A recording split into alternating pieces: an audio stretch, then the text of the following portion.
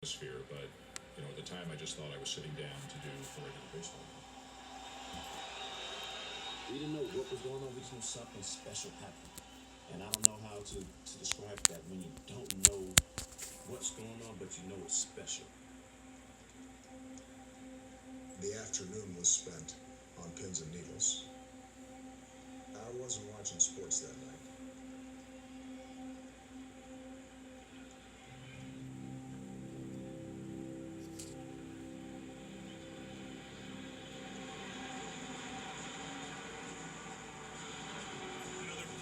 Here at Citizens Bank Park, and an awfully nice night for a ball game here in Philadelphia. The New York Mets and the Philadelphia Phillies Sunday night baseball. You know, it's always a rivalry when a New York team and a Philadelphia team get together. I think for the most part we respected one another, but I think certainly we didn't like each other. When I was wearing red and white pinstripe, I couldn't stand orange, black, and blue. I just couldn't.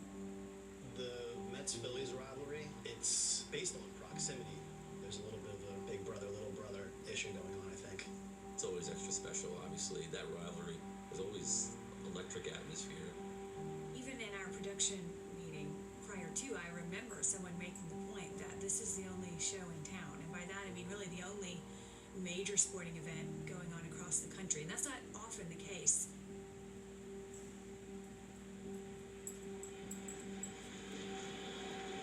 No 2 count on the lead. Swing and a foul tip held by Paulino. Laden strikes out. 1 down. Our news editor passed a note along at some point to me, POTUS news conference tonight. To me, honestly, I'm locked in on what's going on in the field. I'm not even factoring in what this could mean. And Young strikes him out as the Phillies leave the bases loaded here in the 7th inning.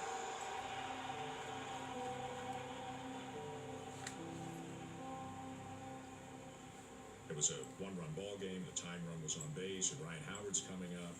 But all of a sudden, you become aware of something else. I looked down at my phone and I got a text from a buddy who always watched games, and he said they got Binladen. Bobby nudged me with his elbow and showed me his phone. This isn't in the play-by-play handbook. They don't tell you how to deal with this one. There were rumors that Osama bin Laden had been, the United States had got him and that they'd killed him. Tom Archer, our producer, right away said, "We're trying to corroborate it. Don't say anything yet. We're preparing a statement." So you try to put it out of your mind for a second, and you keep calling the game. They've only got 2 hits in this game. They've got 3 hits in this game. Mayberry getting the lead. The throw from Bay, not in time, and the Phillies have tied it. When we understood what was happening and that this was less a rumor and more fact, we said we're going to bring the announcers on camera at the end of the 8th inning. Ground ball to second, inning over. Some breaking news for those of you who have been with us on the ball game. ABC News is reporting that Osama bin Laden has been killed, and a presidential news conference is upcoming momentarily. At that point, we knew the information. We had directed people to the presidential news conference. I think thereafter, we had our eyes open for when that bit of news was going to find its way into the 40,000 plus people who were at Citizens Bank Park.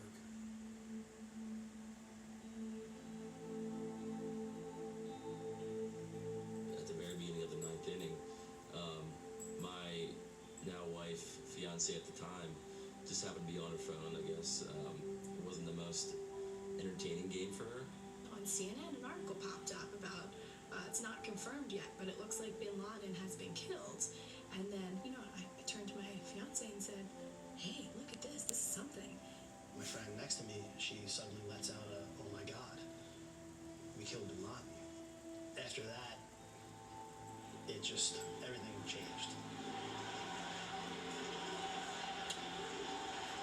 The chant USA as the news goes through the crowd. There were 2 events going on at once. One was a baseball game, and one is a hugely significant world event, which people, one by one, are finding out about around the ballpark. Once the word was started to leak out, we were told to find people sharing cell phone information with people beside them, find people that were excited, jumping up and down. That night, it was pretty easy to find good shots. You'd start to hear cheers throughout the crowd. It grew louder and louder and louder. That's when I decided to pull out my phone.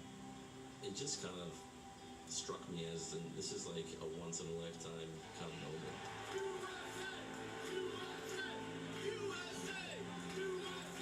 It ceased being a baseball game, and it became just a big USA party.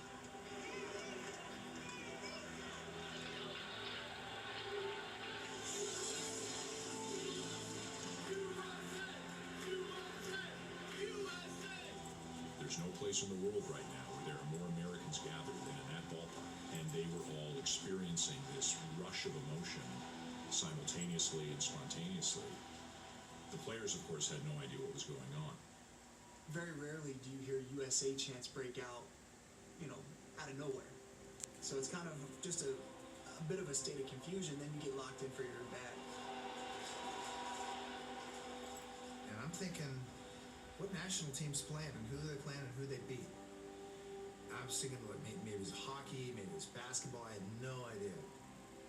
Was there a soccer game going on? I thought maybe there was a hockey game going on. I was confused, and it kind of took me off of what I was doing. Just missed outside of the knees.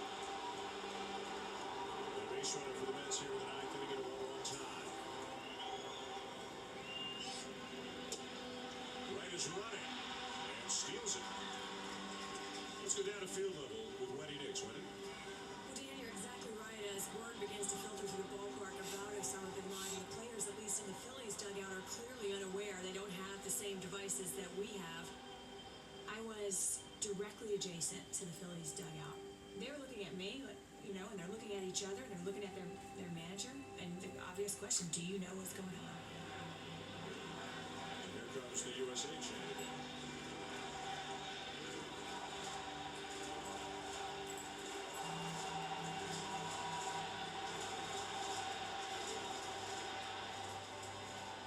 We didn't know what was going on. We just knew something special happened. And I don't know how to describe that when you don't know what's going on, but you know it's special. And you're in an out, but you're in an in. You're a part of it, but part of what?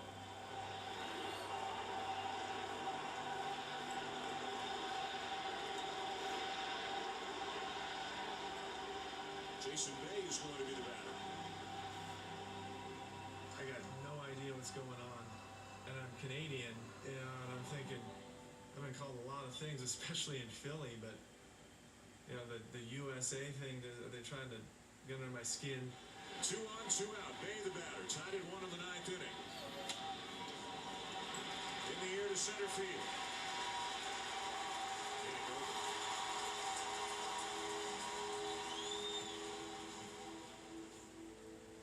Everybody's coming into the dugout, and we're all kind of looking at each other, and obviously the chants are still going, and we're sitting there going, okay, what's happened here?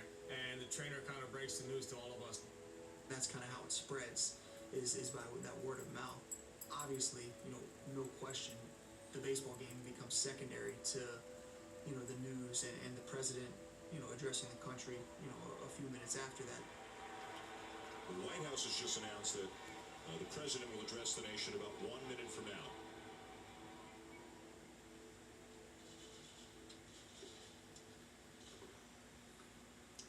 Good evening.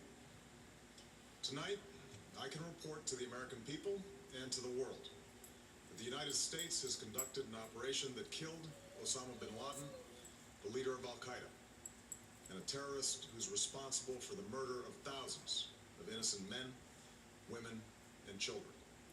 What we remembered right away was the chants that we started hearing outside the White House. And, my working assumption is that if people had gathered that quickly outside of the White House, chanting USA, USA, across the country, the same thing was taking place.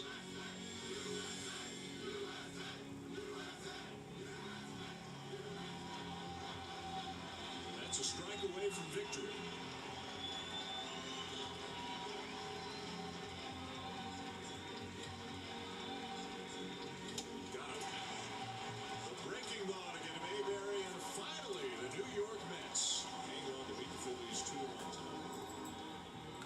are a team from New York, a team from Philadelphia, rivals, playing one another, trying to knock each other's teeth out, but the game isn't that significant anymore. It's weird, just being able to high five and hug Phillies fans and have that common ground. Fans you're supposed to be enemies with.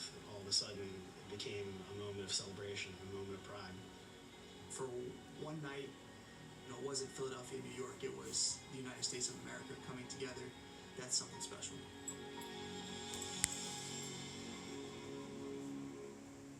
The night was especially meaningful to Mets relief pitcher Pedro Beato, who grew up in Brooklyn. He watched smoke rise from the World Trade Center towers from his high school classroom. Beato threw 3 scoreless innings in relief that night. From the citrus groves of Florida